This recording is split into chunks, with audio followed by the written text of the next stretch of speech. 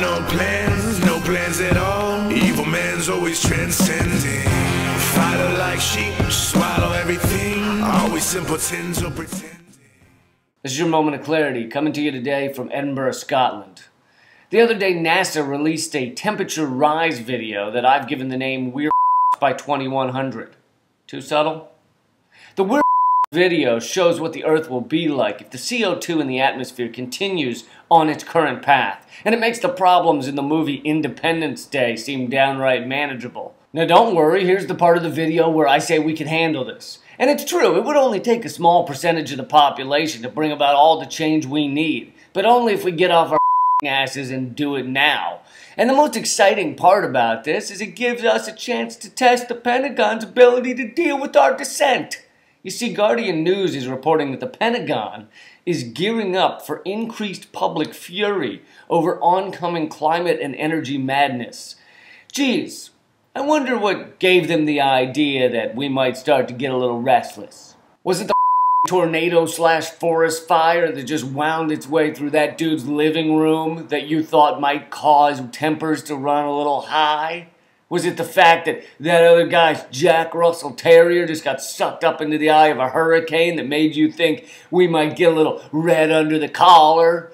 Or was it when that pickup truck from 3 towns over landed on my neighbor that made you think I might just lose it a little? And of course, the mere idea of the Pentagon, of our government preparing to defend itself against the American people is, how shall I put this, a little disturbing. But that's for another video. The question here is, what do we do about climate change? You and I are just normal people trying to get by. You just want to relax with some Pinkberry and some Cadbury and some Manilow, berry. We all do. But this first part is really easy.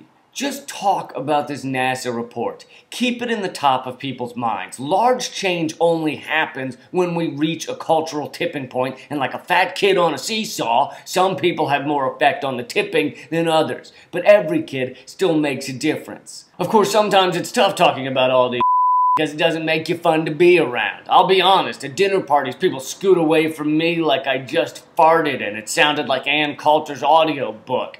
And it's even weirder than regular weird for me because I'm a comedian, so people are excited at first, like baby birds that have just been delivered a heaping serving of mama regurgitated worm parts, or like a dog stumbling into another dog's butt. Like, wow, check this out, this is a butt I've never known before. Cool. That's what it's like. You're a comedian? Wow. What kind of things do you talk about on stage? Like marriage stuff? Like stuff about how Hispanic people are funny? Or what? And I'm like, well, my last podcast was about child soldiers, and also I interviewed the widow of the dude who was shot 7 times by the FBI, once in the back of the head. And then they do an awkward chuckle, but still try to hold the conversation together like Superman with the train going over his back while he bridges the hole in the overpass. They're clinging on. They're like, oh, well, I guess he must have done something pretty bad to be shot all those times. Nope, he was unarmed, just sitting there.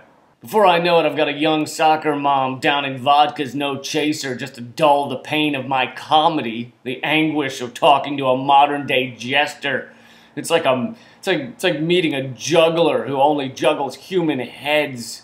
I'm like, I'm sorry, ma'am. I'm sorry. I made you cry so much. We can talk about something less depressing than my comedy, like Syria. So anyway, the point is, I know it can be uncomfortable to talk about this stuff, but you know what's more uncomfortable?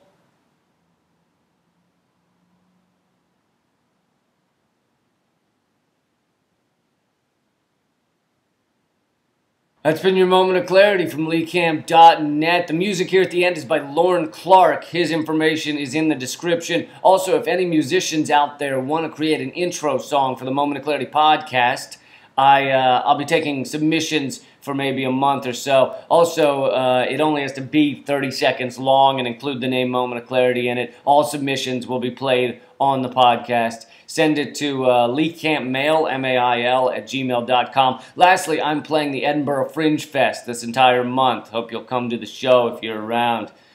Keep fighting. If we should stop this war, my friend, do you believe that the killing will never end? That we'd just be wasting all that money we spent if we should stop this war?